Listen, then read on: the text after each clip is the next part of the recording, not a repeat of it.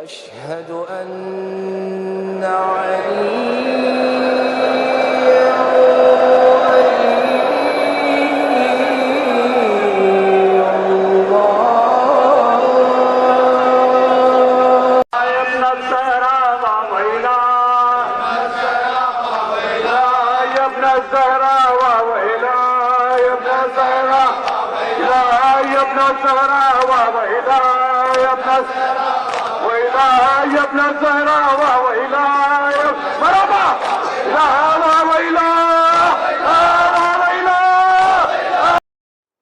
لا حول ولا قوة إلا بالله العلي العظيم.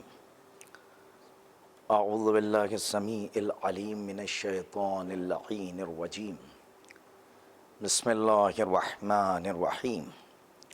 الحمد لله الواحد الأحد الفرد الصمد الذي لم يلد ولم يولد ولم يكن له كفوا أحد.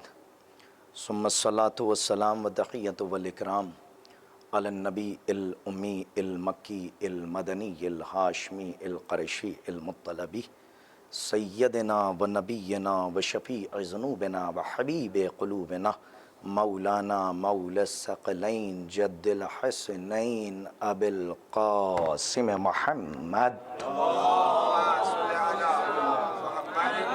وعلى أهل بيته الطيبين الطاهرين المأثومين المظلومين المنتجبين المنتخبين ولعنة الله على أعدائهم ومنكري فضائلهم ومنكري مصائبهم ومنكري جلالتهم ومنكري شجاعتهم ومنكري فصاحتهم ومنكري بلاغتهم ومنكري سيادتهم ومنكري ولايتهم ومنكري ولايتهم وغاصب حقوقهم ومنكر عطشهم أجمعين من يومنا هذا إلى يوم الدين. أما بعد فقد قال علي بن أبي طالب عليه الصلاة والسلام بسم الله الرحمن الرحيم أول الدين معرفته صلوات بر محمد وآل محمد بتوفیق الہی و تائید سرکار ابا عبداللہ الحسین علیہ السلام خدائے وحدہ لا شریک کا جتنا شکر ادا کیا جائے کم ہے کہ اس بزرگ و برتر پروردگار عالم نے آج پھر ہماری حیات کی حفاظت کر کے ہمیں ایک بار پھر کشتی نجات تک آنے کا موقع عطا کیا. اور وہ پروردگار کہ جس کی بزرگی اور جس کی برتری کو اس نے بتایا کہ جس پر خود خدا ہونے کا دھوکہ تھا، اور جب وہ رزق معرفت توحید بانٹے گا تو وہ کتنی خالص توحید ہوگی کہ جسے دنیا خدا کہہ رہی ہو اور وہ سجدہ کر کر کے، نمازیں ادا کر کر کے، مصلی آباد کر کر کے عالم اصغر میں رزق معرفت توحید سے ہمارے عالم اکبر کو روشن کر رہا. ظاہر ہے کہ اب متدین افراد صاحبان لیاقت و استعداد، شہ سوار اسپ علم کے میدان میں گھوڑے دوڑانے والے باب شہر علم تک پہنچ کر منقار معرفت سے ولایت کے در نایاب چن کر اپنے عالم اکبر کو ولایت کے نور سے روشن کرنے والی شخصیات تشریف فرما ہیں. اور سب سے بڑا مرتبہ تو یہ ہے کہ ہم اس زمین پر ہیں کہ جو کائنات کی زمینوں کی آسمان ہے، اور اہلیان زبان فصیح اللسان بلغ الکلام تشریف فرما ہیں. تو استعارتاً کنایتاً اور اشارتاً کچھ سطحی باتیں کر کے اپنے آپ کو میں اس لیے یہ بات کہہ رہا ہوں کہ بزرگوں سے اور ہمارے تمام برادران جلیل تشریف فرما ہیں عرش اعلیٰ پر، اور جتنی دیر ہمارا خطاب رہے گا کوشش یہی رہے گی کہ آپ کی فکر کی زمین پر ایک معرفت کا آسمان رکھ کر ہم آگے بڑھ جائیں اور فکر کا رہوار مہمیز ہو کر در مولائے متقیان علی ابن ابی طالب علیہ السلام تک پہنچیں. اگر ہم غور کریں تو فلک جناب عزت مآب ابو تراب مولائے غدیر جناب امیر غالب علی کل غالب علی ابن ابی طالب علیہ السلام کہ زبان اقدس سے جاری ہوئے وہ الفاظ کہ جو دو جملے ہیں بظاہر لیکن معرفت کی کائنات کو اپنے اندر سمیٹے ہوئے ہیں، اور سرکار نے اس ایک فقرے میں سرکار نے معرفت دین کے سلسلے سے گفتگو فرمائی، اور فرماتے ہیں اول الدین معرفتہ، کہ دین کا آغاز، دین کا پہلا زینہ اور دین کی ابتدا معرفت ہے، یعنی بغیر معرفت کے دین کا آغاز نہیں ہوتا۔ اور ہمارے اور آپ کے چھٹے سرکار امام جعفر صادق علیہ السلام کی بارگاہ میں جب سائل نے سوال کیا کہ رزق کسے کہتے ہیں، تو امام نے رزق کی اقسام بیان کی، تو سامنے والے نے یہ تک سوال کیا کہ مولا اس میں سب سے اعلیٰ و ارفع رزق کون سا ہے اور ادنا رزق کون سا ہے؟ تو امام معصوم نے فرمایا جو ہمارے پیٹ میں جا رہا ہے یہ رزق کی سب سے ادنا قسم ہے۔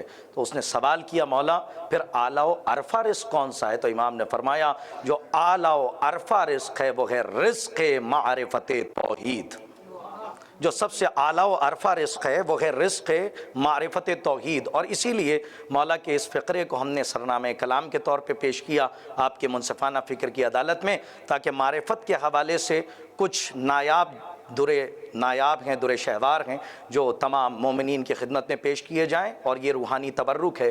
اگر آپ دیکھیں تو عالم تکوین و بساط ارضی اور رباط سماوی پر نگاہ ڈالیں تو ہر شے اسی واجب الوجود کی تخلیق کردہ ہے، ہر شے اسی کے ارتباط سے مرتبط ہے، اسی کے ائتلاف سے مختلف ہے، اسی کے انصبات سے منصبت ہے، اسی کے انبساط سے منبسط ہے، عرش و کرسی میں اسی کے فضل کا رنگ ہے، اور صراط و میزان پر اسی کے عدل کا ڈھنگ ہے، برق و رات میں اسی کا جلوہ و آہنگ ہے، طبقات فلکی پر اسی کا پرتو ہے، طرائق سماوی میں اسی کی روغ ہے، شمس و قمر میں اسی کی ذوق ہے، اور ستاروں کے چراغاں میں اسی سے لوگ ہے۔ المختصر میں اپنے لفظوں کی باغ ڈور کو تنگ کر کے بارگاہ اہل بیت علیہ السلام تک پہنچنا چاہتا ہوں۔ اگر آپ کی توجہات مرکوز رہیں تو ظاہر سی بات ہے کہ ساکنان بزم معرفت کے لیے یہ چادر تطہیر کے سائے میں پہلا نورانی تبرک روانہ کر رہا ہوں، اسے منقار معرفت سے چن لیجئے گا، ورنہ حقیر فقیر عبد ذلیل سراپا تقصیر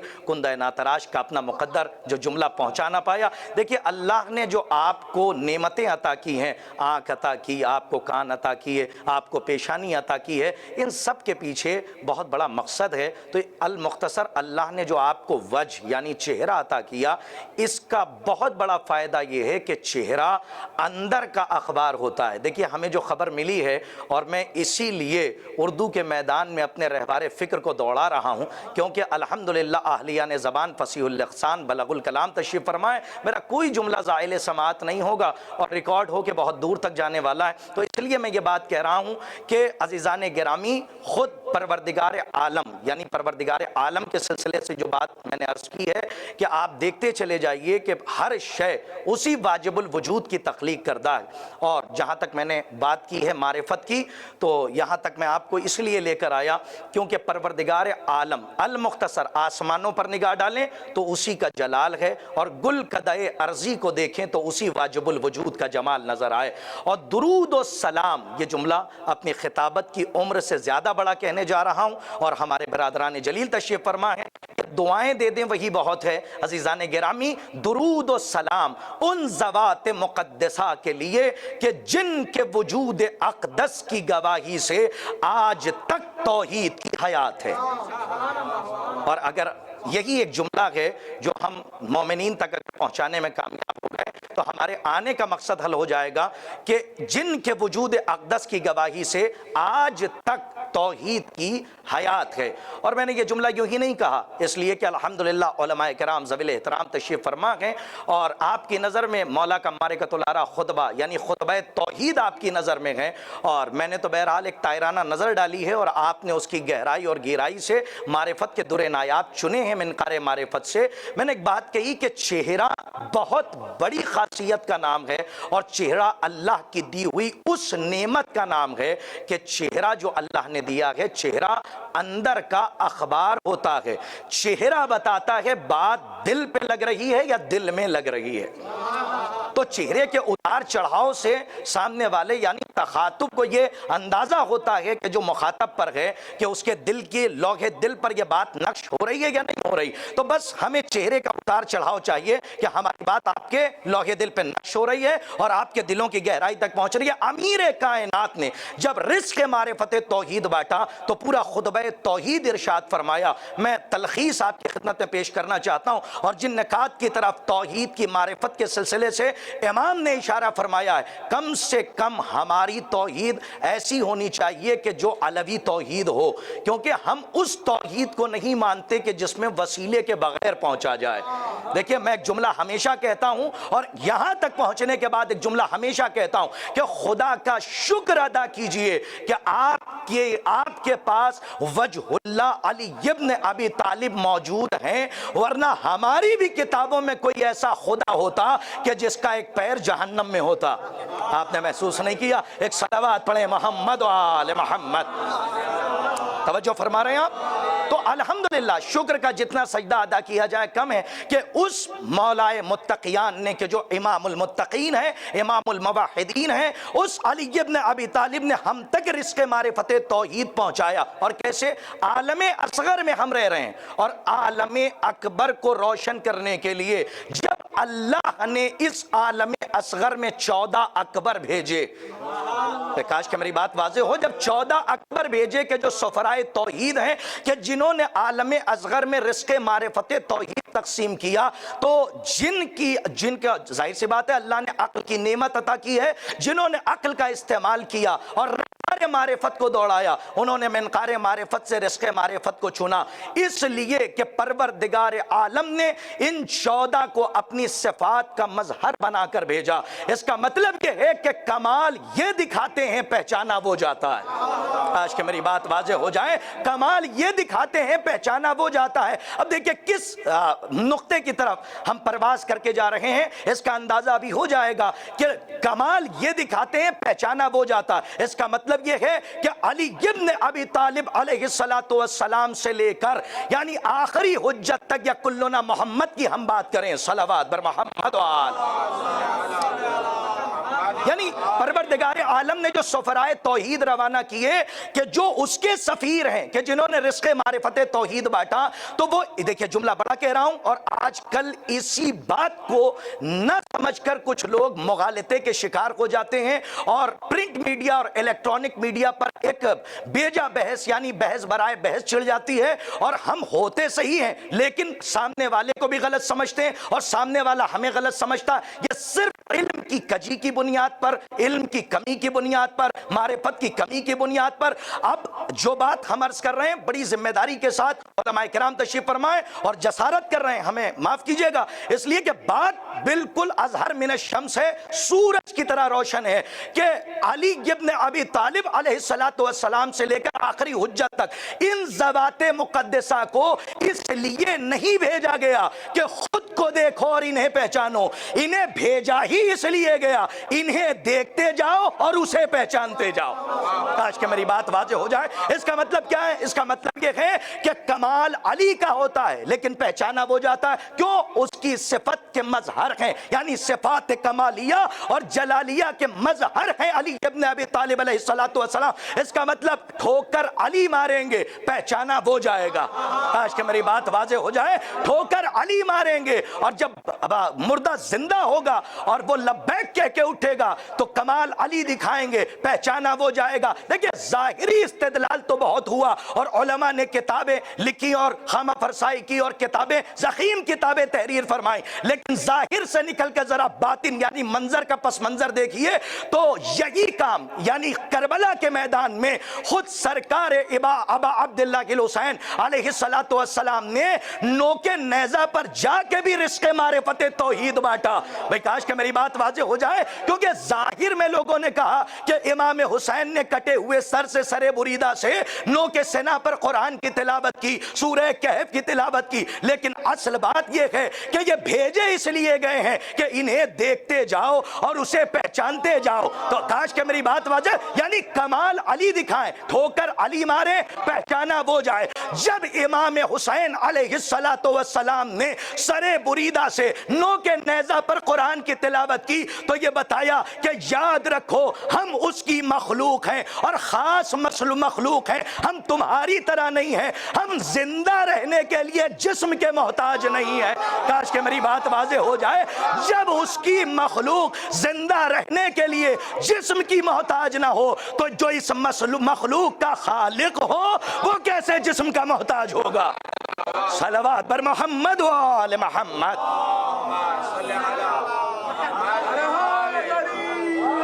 ان ذوات مقدسہ کو دیکھتے جائیے، اور اللہ نے جو انہیں اتھارٹی دی، اللہ نے جو انہیں پاورز عطا کیے، اللہ نے جو انہیں اقتدار، اختیار، اولا بالتصرف، حق تصرف عطا کیا، اسے ایک جملے میں سمجھ لیجئے، اسے کہتے ہیں ولایت۔ اور الحمدللہ کوئی ہمیں توحید نہ سمجھائے، کیونکہ ہم نے توحید اس سے سیکھی ہے، جو جملہ میں نے کہا کہ جس پر خود خدا ہونے کا دھوکہ تھا، جب اس نے ہمیں توحید کا رزق دیا ہے تو ہمارا رزق کتنا خالص ہوگا۔ ارے کم سے کم شکرانے کے طور پہ سجدہ کر لینا چاہیے کہ اللہ نے ایسے امام ہمیں دیے کہ جنہوں نے توحید کی وضاحت کر کے ہمیں شرک کے دلدل سے بچا لیا۔ کاش کہ ہماری بات واضح ہو جائے، ورنہ جیسے لوگ شرک کے قبرستان میں ہیں اور شرک کے دلدل میں دھسے ہوئے ہیں، الحمدللہ ہمیں اللہ نے ایسے سفیر عطا کیے، یعنی پہلا امام، ہمارا دوسرا امام، ہمارا تیسرا امام۔ آپ دیکھتے چلے آئیے، اب چونکہ ہمیں زیادہ آگے نہیں بڑھنا ہے، اب یہیں پہ بات ہم ذرا سا روئے سخن تبدیل نہیں کر رہے ہیں، لیکن ایک حاشیے سے ذرا ایک خیمے سے دوسرے خیمے کی طرف سفر کرتے ہوئے جا رہے ہیں کہ جیسے توحید یعنی بغیر ولایت حلال مشکلات علی ابن ابی طالب علیہ السلام کے آپ توحید کو سمجھ ہی نہیں سکتے۔ بھئی دیکھیے ہمارے یہاں ہندوستان میں ایک عالم دین گزرے ہیں، اللہ ان کے درجات بلند فرمائے، مولانا ڈاکٹر قلب صادق صاحب کا ایک جملہ مجھے بہت پسند آیا۔ اچھا علم جہاں سے ملے، حکمت جہاں سے ملے آپ لے لیجئے، تو اب ڈاکٹر قلب صادق صاحب کا ایک جملہ حافظے کی بیاض میں ہے جو اس وقت قرطاس کربلائی کی زبان سے آپ کے ذہن کے قرطاس تک میں پہنچا رہا ہوں، اسے ذرا سا نوٹ کر لیجئے گا اور قبول فرمائے گا۔ مرحوم کے اللہ درجات بلند فرمائے، انہوں نے بڑا عجیب جملہ کہا، دیکھیں اپنوں کے درمیان چنگاڑنا کمال نہیں ہے، غیروں کے درمیان دہاڑنا کمال ہے۔ دیکھیں میں نے دونوں لفظیں بڑی محتاط استعمال کی ہیں، اپنوں کے درمیان چنگاڑنا کمال نہیں بلکہ غیروں کے درمیان دہاڑنا کمال ہے، اس لیے کہ شیر دہاڑتا ہے، اور شیر جب دہاڑتا ہے تو اپنی بات کو منواتا ہے۔ ہم مولا کے چاہنے والے، کیا عجیب جملہ انہوں نے کہا کہ جو افراد یعنی تمام فرقے کے اور تمام ریلیجن اور تمام مذاہب کے علماء تشریف فرما تھے، انہوں نے طائرانہ نگاہ ڈالی، خطبہ ختم کیا، تقریر کا موقع آیا اور ایک مرتبہ طائرانہ نگاہ ڈال کر ہر فرقے کا عالم بیٹھا ہوا تھا، ایک مرتبہ اپنی نظر کو سامعین کے درمیان نصب کیا، اہل زبان کے لیے سامعین کے درمیان اپنی نظر کو نصب کیا، اور ایک مرتبہ ایک جملہ کہا، اور آج بھی میرے حافظے کے بیان میں وہ کہتے ہیں، بڑا عجیب جملہ، وہ فرماتے ہیں کہ جو بغیر وسیلے کے اور اہل بیت کے وسیلے کے بغیر توحید تک جانا چاہتے ہیں، بس میرا یہ چیلنج اور میرا یہ دعویٰ ایکسپٹ کریں اور اس چیلنج کا جواب دیں کہ جو لوگ بغیر وسیلے کے توحید تک جا رہے ہیں وہ بس مجھے اتنا بتائیں کہ اہل بیت کو مائنس کر کے اللہ اکبر کی ڈیفینیشن کیا ہوگی۔ کاش کہ میری بات واضح ہو جائے جو میں کہہ رہا ہوں۔ ہاں عزیزان گرامی، اب دیکھیے میں نے یہ جملہ اس لیے کہا، اور یہ کوئی خطابت کی چال، لفظوں کا جال نہیں تھا، بلکہ مبنی بر حقیقت بات ہم نے آپ کی خدمت میں عرض کی ہے۔ یہ بھی شاید خطبہ توحید کا مطالعہ کیا ہو اس کے بعد، اس لیے کہ اس کا کمال خلاقیت، ارے قربان جائیں مولا کی نالین پر ہماری نسلیں، اور ایک ایک زیر و زبر پر، ایک نقطے پر، ان کی فکر پر مولا نے کیا ہمارے سامنے توحید کا آئینہ رکھا۔ امام نے فرمایا اس کا کمال خلاقیت یہ نہیں ہے کہ وہ خالق ہے، بلکہ اس کا کمال خلاقیت یہ ہے کہ وہ مخلوق نہیں ہے۔ کاش کہ میری بات واضح ہو جائے، اور جتنا پڑھنا ہوں اتنے کا ذمہ دار ہوں۔ علماء کرام تشریف فرمائے، اس کا کمال خلاقیت یہ نہیں ہے کہ وہ خالق ہے، کمال یہ ہے کہ وہ مخلوق نہیں ہے، کمال رزاقیت یہ نہیں ہے کہ وہ رازق ہے، کمال یہ ہے کہ وہ مرزوق نہیں ہے، کمال یہ نہیں کہ وہ رب ہے، کمال یہ ہے کہ وہ مربوب نہیں ہے۔ کاش کہ میرا جملہ اور واضح ہو۔ میں آپ کی خدمت میں عرض کر رہا ہوں، یعنی مولا بتانا چاہتے ہیں کہ یاد رکھنا اس کا کمال یہ نہیں ہے کہ وہ تمہیں دے رہا ہے، کمال یہ ہے کہ تمہیں دے تو رہا ہے لیکن کسی سے لے کر نہیں دے رہا ہے۔ ایک صلوات پڑھیں محمد و آل محمد۔ وہ تمہیں دے تو رہا ہے لیکن کسی سے لے کر نہیں دے رہا ہے۔ اب یہی خالص توحید اگر امام المتقین، امام الموحدین ہم تک پہنچائیں تو اس توحید کا لطف ہی الگ ہے، اور وہ خالص توحید ہے۔ لیکن یہ بات اس لیے بھی عرض کر گیا، میں یہاں تک آ گیا کہ معرفت کا خیمہ بڑا وسیع ہے، اور دیکھیے دو جگہوں پر حدیثیں علماء میری اصلاح فرمائیں گے، علماء کرام برادران جلیل تشریف فرما ہے، اور الحمدللہ میں ایک کندہ ناتراش طالب علم ہوں، لیکن یہ ان کی طرف سے تائید ہے کہ میں یہاں پر ہوں، اور شکرانے کے طور پہ میں ایک سجدہ بھی بجا لاؤں گا اور شکرانے کی 2 رکعت نماز بھی ادا کروں گا کہ الحمدللہ آج پھر اس نے یہ موقع دیا کہ اس سرزمین پر کہ جو زمینوں کی آسمان زمین ہے، جہاں آسمان سر کے بل چلنا فخر سمجھتے ہیں، اس سرزمین پر ہمیں 2-4 جملے مولا کی بارگاہ میں ہدیہ کرنے کا موقع عطا کیا خود مولا متقیان نے۔ لیکن ایک بات آپ کی خدمت میں، معرفت تک ہم آ گئے، 2 حدیثیں ملتی ہیں۔ ایک حدیث یہ کہ ہماری معرفت حاصل کرو، اور ایک حدیث یہ کہ تم ہمیں پہچان ہی نہیں سکتے۔ دیکھیں دونوں ہیں، تو اس کا مطلب یہ نہیں ہے کہ ایک صحیح اور دوسری غلط ہے، اس کا مطلب صاف صاف ہے، اور بڑی کہ ہم زیادہ گہرائی میں، اس لیے کہ ہمیں زیادہ گہری گفتگو آتی ہوئی نہیں ہے، سچی بات کر رہے ہیں کہ دونوں حدیثیں بالکل صحیح ہیں۔ ایک میں کہا کہ تم ہماری معرفت حاصل کرو، اور ایک جگہ پہ کہا تم ہم کو پہچان ہی نہیں سکتے، اور دونوں حدیثیں صحیح ہیں۔ کیوں؟ ایک سمندر ہے، وہاں آپ جائیں اور جتنا ظرف ہوگا آپ لے کر پہنچیں، سمندر کی کوئی تھا نہیں ہے۔ کاش کہ ہماری بات واضح ہو جائے، سمندر کی کوئی تھا نہیں ہے، لیکن جب آپ وہاں جائیں اور ظرف لے کر جائیں تو جتنا ظرف وسیع ہوگا بس اتنا ہی آب، اتنا ہی پانی آپ سمندر سے لے کر آ جائیں گے۔ اس کا مطلب آل محمد علیہ السلام نے آپ کو دعوت دی ہے کہ تم اپنا ظرف لے کر تو آؤ، ہم بحر معرفت سے اتنا عطا کر دیں گے جتنا تمہارا ظرف ہوگا، لیکن یہ سوچو کہ اپنے ظرف میں سمندر کو سمیٹ لو۔ کاش کے بات واضح ہو جائے، تو یہ ناممکن ہے، یہ محال ہے، یہ تم نہیں سمیٹ سکتے۔ عزیزان گرامی، ولایت کے بغیر توحید نامکمل ہے، یعنی بغیر ولایت علی کے آپ اللہ کو نہیں پہچان سکتے۔ اسی لیے اللہ نے ایتھارٹی دی، اختیار دیا، اولا بالتصرف، حق تصرف عطا کیا۔ اس کا مطلب کیا ہے؟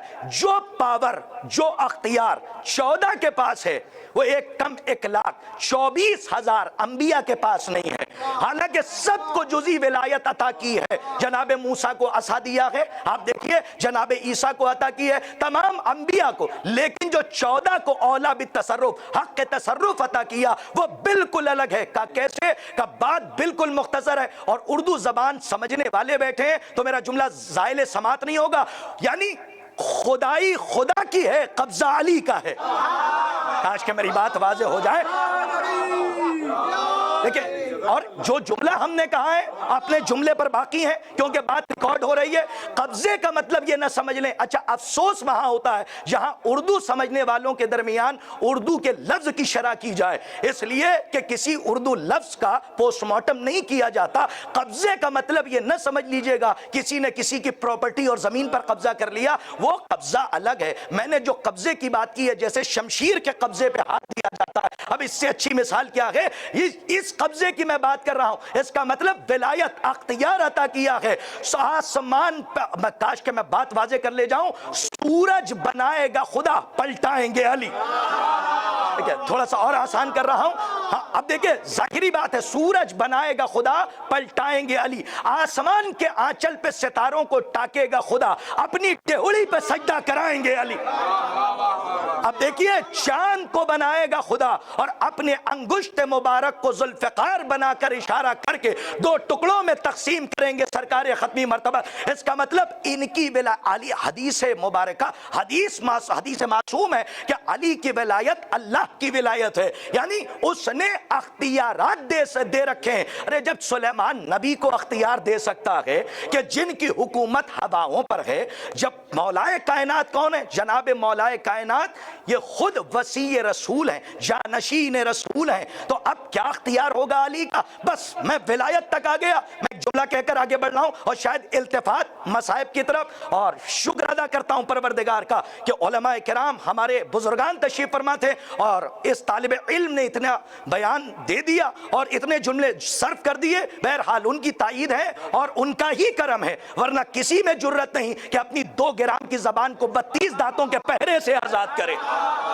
جب تک کہ وہ اجازت نہ دیں تو ہمارا عقیدہ بھی یہی ہے کہ یہ 32 دانتوں کے پہرے سے آزاد اس وقت ہوتی ہے جب وہاں سے اجازت ہوتی ہے. تو بس اس عقیدے کا آئینہ سامنے رکھ کر ایک ولایت کا چہرہ آپ کے حوالے کر رہا ہوں کہ یہ جو ہم کہتے ہیں ولایت، حالانکہ یہاں سب سمجھنے والے اور ہمیں سمجھانے والے بیٹھے ہیں، لیکن اب چونکہ مجلس ہے بغرض حصول ثواب میں یہ بات پہنچا رہا ہوں تاکہ بات باہر تک پہنچ جائے. جسے ہم کہتے ہیں علی کی ولایت، اللہ کی ولایت کا مطلب کیا ہے؟ بڑی بڑی کتابیں کھنگال لیجئے، لیکن سب میں آپ کو یہی مطلب ملے گا جو اس طالب علم نے کوشش کی ہے کہ آپ تک پہنچائے. ولایت توحید کے پرکار سے کھینچے ہوئے اس دائرے کو کہتے ہیں جس پر انما کا انٹرلاک لگا ہے. کاش کہ میری بات واضح ہو جائے. جس پر انما کا کلمہ حسر ہے.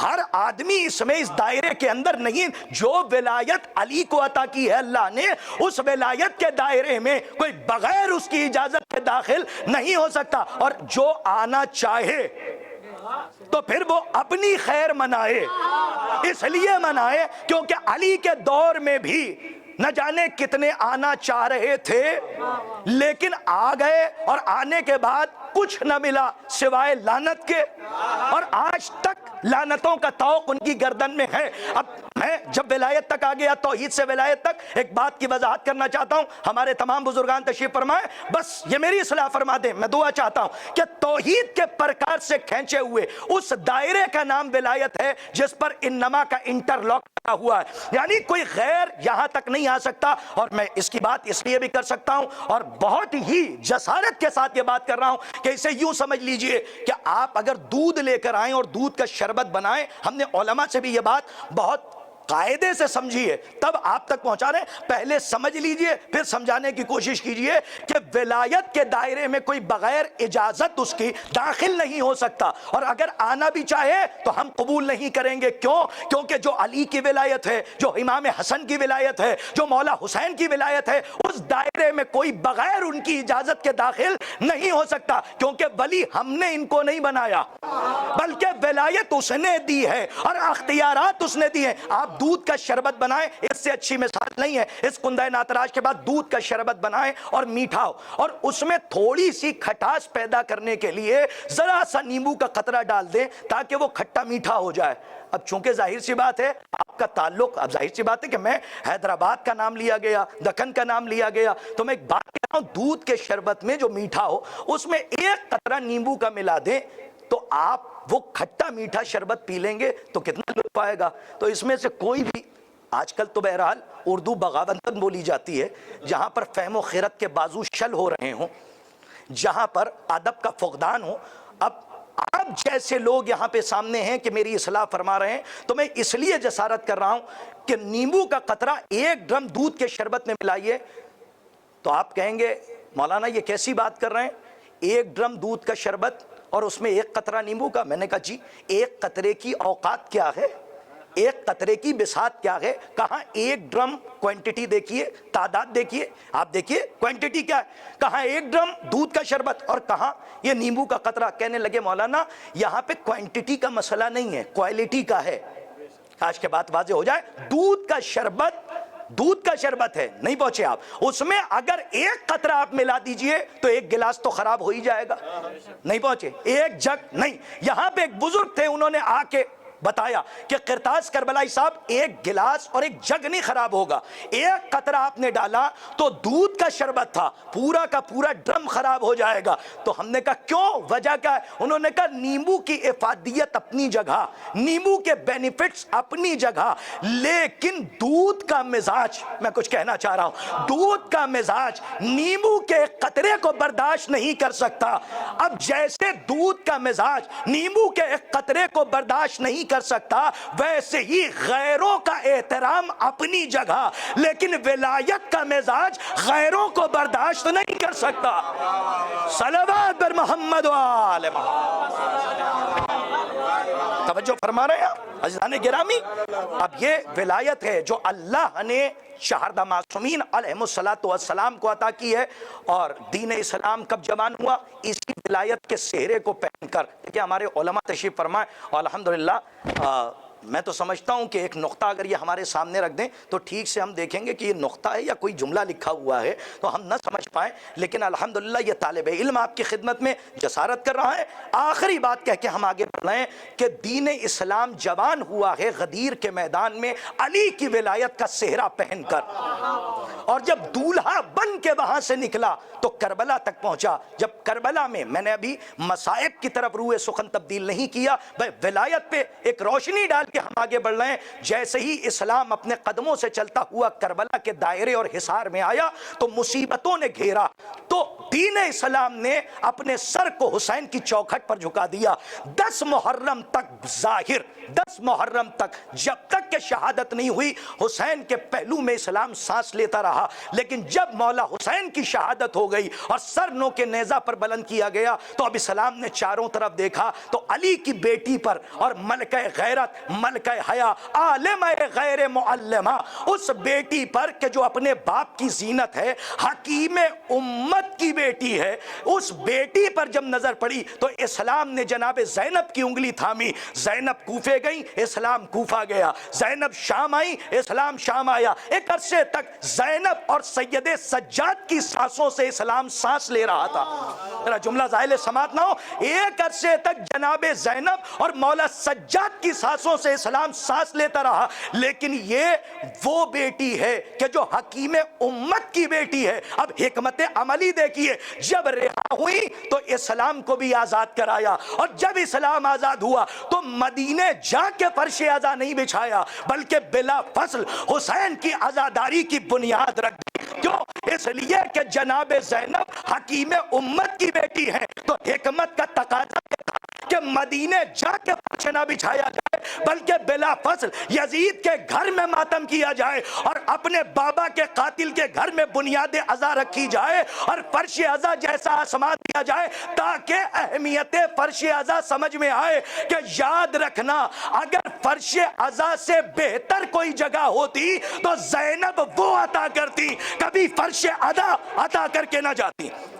تو دین اسلام کی تبلیغ کے لیے سب سے معتبر جگہ فرش عزا ہے، اور جیسے ہی پہلا قدم رکھا، بس مجلس تمام ہے، پہلا قدم رکھا، اور تلخیص ہے اس کو ذرا سا قبول فرمائیے، جب پہلا قدم رکھا تو ایک مرتبہ غدیر کا رخ کیا اور کہا بابا آپ نے اسلام کو چلایا، بھیا حسین نے بچایا، میں نے فرش عزا بچھایا، اسلام کو گھر گھر پہنچایا۔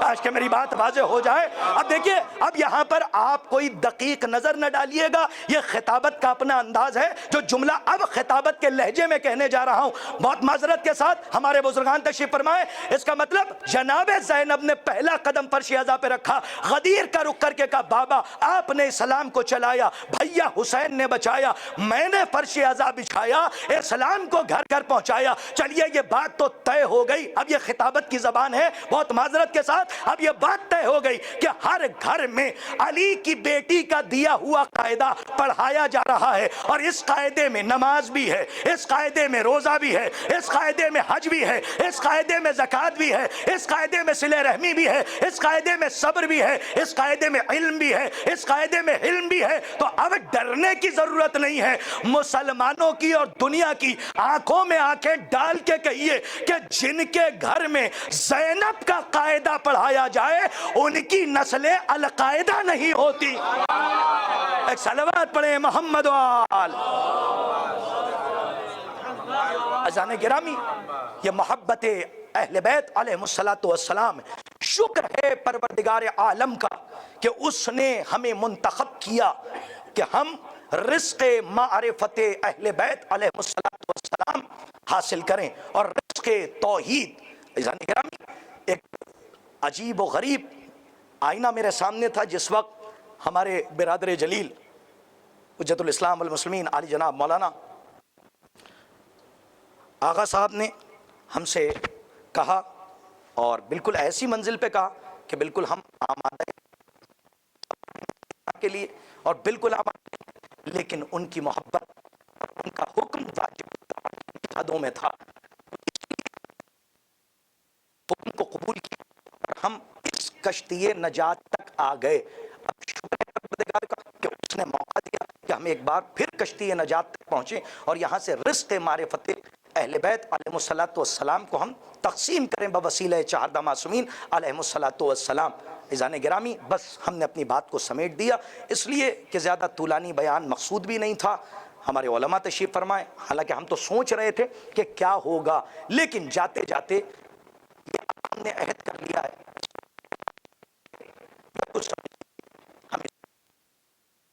तो मीर बाबर अली अनीस खुदाए सुखन रहमतुल्लाह अलैह के एक बंद पर हम अपनी बात को तमाम करेंगे कि हम कहां से अली इब्न अबी तालिब को दुनिया हटाएगी और हम हर जगह पर अली को आएंगे। जब सरकार खत्मी मरतबा मिराज से वापस आए तो उस रिवायत को बाकायदा नज़्म किया मीर बाबर अली अनीस ने, और वो फरमाते हैं कि जब किसी ने सवाल किया मौलाए कायनात के सिलसिले से तो मीर बाबर अली अनीस ने फरमाया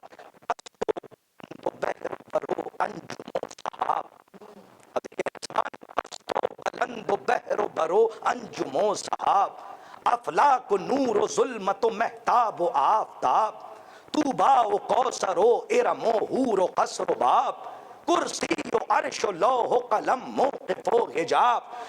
किस जगह ज़हूर खुदा के वली का था और देखा तो हर मकाम पर जलवा अली का था। ये अब ज़बान की जहाँ तक बात की जाए तो बहरहाल ज़बान, देखिए ज़ुबान तो है और वो 32 दांतों के पहरे में, लेकिन जो ज़बान से दी जाती है वो कहलाती है ज़बान। तो ज़ुबान तो रह गई है लेकिन ज़बान ख़त्म होती जा रही है। और हमारे यहाँ जो हमारे बुज़ुर्गान न जाने ज़मी खा गई आसमां कैसे कैसे, जिन बुज़ुर्गों ने मरसिए का पूरा मकतब हमारे हवाले किया।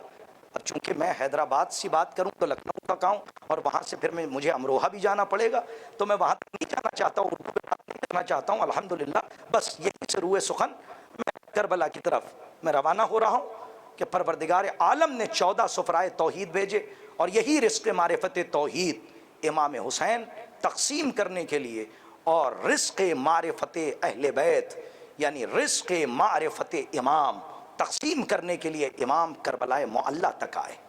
इज़ान गिरामी, ये तो हमारा शरफ़ है, जितना शुक्र अदा करें कम है कि उसने हमें हुसैन का अज़ादार बनाया और हमें यह मौका दिया कि हम ज़िक्र इमाम हुसैन पर आंसू बहाएं, वरना हमारे आंसू अल्लाहु अकबर दुनिया रोती रह जाए उस रोने की कीमत नहीं है। लेकिन अगर गम इमाम हुसैन अलैहिस्सलातु वस्सलाम में एक आंसू का कतरा निकल आए, देखिए हम सजदे करते हैं लेकिन कोई ऐसी ज़मानत नहीं है कि हमारा सजदा कबूल हो रहा है या नहीं। वो कबूल कर ले तो बड़ी बात है, लेकिन हमारा एक कतरा अगर रुमाले ज़हरा तक पहुँच जाए, अल्लाहु अकबर, ये शफाअत की ज़मानत बनेगा। बिला तशबीह, सद बिला तशबीह, कायनात में न कोई ज़हरा जैसी माँ है और न कोई हुसैन जैसा बेटा है। अल्लाहु अकबर। अज़ीज़ान गिरामी, एक वक्त वो आता है कि जहाँ मसाइब की लौ और गम की लौ मध्यम पड़ने लगती है, लेकिन ये मोजज़ा है। मसाइब सरकार अबा अब्दुल्लाह हुसैन अलैहिस्सलातु वस्सलाम का जैसे जैसे ज़माना बढ़ रहा है, हम आगे जा रहे हैं, اور غم میں اتنی ہی تقویت اور اتنی ہی گہرائی پیدا ہو رہی ہے، اور یہاں نام حسین آتا ہے ہماری آنکھوں سے اشکوں کی فرات جاری ہو جاتی ہے۔ عزیزان گرامی، بس ایک جملہ کہہ کر ہم ذرا مصائب کے خیمے میں اذن دخول لے رہے ہیں۔ بوسیلہ چہاردہ معصومین علیہم الصلاۃ والسلام، اندھیرا ہے، آپ تھوڑی دیر میں اندھیرے سے گھبرانے لگتے ہیں، ہم گھبرانے لگتے ہیں، لیکن یقین مانیے وہ زندان شام کے جہاں ایسا اندھیرا کہ جہاں روشنی کا گزر نہیں تھا، جہاں ہوا کا سفر نہیں تھا، وہاں ان مقدسات، آپ یہ سمجھ لیجئے کہ اہل حرم کو وہاں اسیر کیا گیا، اور 4 سالہ معصومہ، 4 سال کی وہ بیٹی کہ جسے امام حسین اپنے سینے پر سلاتے تھے اور جسے حسین بہت چاہتے تھے، زندان شام میں اسے قید کیا گیا۔ بس مجھے بی بی سکینہ سلام اللہ کے علیہا تک نہیں جانا ہے، بس چوتھے امام کی ایک روایت آپ کی خدمت میں عرض کرنی ہے، اور یہ قافلہ پائے تکمیل تک پہنچ جائے۔ ہمارے ہاں اگر ایک کا انتقال ہو جائے تو ہم سال بھر اپنے مرنے والے کو یاد کرتے ہیں، لیکن بلا تشبیہ، صد بلا تشبیہ، ہمارے ہاں ایک جنازہ نکلتا ہے تو ہم برسی کی مجلس میں بھی اگر ذاکر نام لے لے تو ہماری آنکھوں سے اشکوں کی فرات جاری ہوتی ہے، ہم اپنے چاہنے اپنے گھر والوں کو یاد کرتے ہیں۔ لیکن اللہ جانے عصر عاشور سید سجاد کا کیا عالم ہوا ہوگا کہ جب ایک گھر سے 72 جنازے نکلے ہوں گے۔ ارباب ازا، علماء سے ہم نے یہاں تک سنا ہے، اور یہ روایت کہیں پڑھی نہیں لیکن علماء سے باقاعدہ سنا ہے، اور معتبر علماء نے فرمایا کہ جب امام حسین علیہ السلام رخصت کے لیے آئے ہیں اور چوتھے امام کے خیمے میں آئے، اور جب امام نے امام حسین علیہ السلام کو دیکھا تو سر سے لے کر پاؤں تک میرا مولا خون میں نہایا ہوا تھا۔ مولا سجاد نے کہا بابا یہ کیا عالم ہے، بابا میرا چچا عباس کہاں ہے، بابا میرا بھیا علی اکبر کہاں ہے؟ مولا حسین نے کہا بیٹا اب ہمارے اور تمہارے علاوہ کوئی نہیں بچا، ہم اسرار امامت کو تمہارے حوالے کرتے ہیں۔ اور باب عزا، لیکن آپ یاد رکھیے کہ جس کا کوئی مر جائے، ہمارے ہاں کوئی ایک کا انتقال ہو جائے، ہم سال بھر اپنوں کو یاد کرتے ہیں، لیکن وہ حسین کہ جو 18 برس کے کڑیل جوان کا جنازہ اٹھا چکے ہوں، وہ حسین کہ جو اپنے پھول سے بدن بھتیجے قاسم کے ٹکڑے عبا کے دامن میں سمیٹ کے لا چکے ہوں، وہ حسین جو عباس کے بریدہ بازو اٹھا چکے ہوں، امام حسین کے دل پہ کیا گزری ہوگی۔ لیکن حسین جب خیمے میں آئے تو نہ علی اکبر کو یاد کیا، نہ عباس کو یاد کیا، نہ اون و محمد کو، نہ جناب قاسم کو۔ ذرا جائیے گا اور سوچئے گا کہ آپ کا مرتبہ کیا ہے، حسین کے چاہنے والوں کی منزل کیا ہے۔ امام حسین نے کہا بیٹا سید سجاد جب لوٹ کے مدینے جانا تو ہمارے شیعوں کو ہمارا سلام کہنا، اور کہنا کہ جب پانی پیے تو حسین کی پیاس کو یاد کرے۔ اور مولا نے یہاں تک فرمایا کہ جب کسی غریب کی غربت پر رونا آئے تو حسین کی غربت کا ماتم کریں۔ ارباب ازا، غربت کی آخری منزل یہ ہے کہ ہم کہیں راستے سے جا رہے ہوں اور خدا نخواستہ کسی کا ایکسیڈنٹ ہو جائے، بلا تشبیہ، صد بلا تشبیہ، بس آپ صرف سمجھانے کے لیے بات کہہ رہا ہوں کہ ہم راستے سے جا رہے ہوں، کسی کا ایکسیڈنٹ ہو جائے، بھیڑ جمع ہو، ہمارا کوئی رشتہ نہ ہو، لیکن انسانیت کا تقاضا یہ ہوتا ہے ہم آگے بڑھ کے پوچھ لیتے ہیں کیا ہوا۔ یہ اتنا چھوٹا سا جملہ ہے لیکن سامنے والے کے دل کو بڑا سکون پہنچاتا ہے۔ اگر ہم کچھ نہ کر سکیں، صرف یہ پوچھ لیں کہ کیا ہوا، تو سامنے والا یہ کہتا ہے عالم غربت میں کم سے کم کسی نے تو کچھ پوچھا۔ لیکن میر عشق رحمت اللہ علیہ نے فرمایا عباس مر گئے، علی اکبر جدا ہوا، ہم سے کسی نے یہ بھی نہ پوچھا کہ کیا ہوا۔ یہ غربت امام حسین علیہ السلام ہے۔ ارباب ازا، علی اکبر کا جنازہ اٹھایا، جناب قاسم کے ٹکڑے اٹھائے، بس ایک روایت کی طرف اشارہ اور مجلس تمام ہے۔ عزیزان گرامی، ہم نے بچپنے سے سنا کہ مولا سجاد کے پیروں میں بیڑی، ہاتھ میں ہتھکڑی، گلے میں خاردار توق اور کمر میں لنگر باندھا گیا، کمر میں لنگر ڈالا گیا، لیکن ہم نے آج تک نہیں پڑھا کہ لنگر کسے کہتے ہیں۔ ارباب ازا، ایک دن ہم نے کتاب کا مطالعہ کیا اور اس میں لنگر کی تعریف کی، بس اسی پہ مجلس تمام ہے۔ آپ کے گریے کو شہزادی شرف قبولیت عطا فرمائے۔ تو اس کتاب میں تحریر تھا کہ لنگر اسے کہتے ہیں کہ جس طرح قیدی کی کمر میں باندھا جائے اور دوسرے سرے پر ایک وزنی لوہا باندھا جائے. جب قیدی آگے بڑھے تو پہلے لوہے کو کھینچے تب قدم کو آگے بڑھائے. ارباب ازا جو سب سے بڑا ظلم ہے وہ آل محمد پر کیا گیا ہے. اب سوچئے کہ کتنا وزنی لوہا باندھا گیا ہوگا. ہمیں نہ پتا چلتا. وہ تو مولا سجاد جب کربلا سے مدینے آئے تو آ کے مولا نے کہا کہ مدینے تک پہنچتے پہنچتے سجاد کی کمر ٹوٹ گئی. کتنا وزنی لنگر مولا سجاد.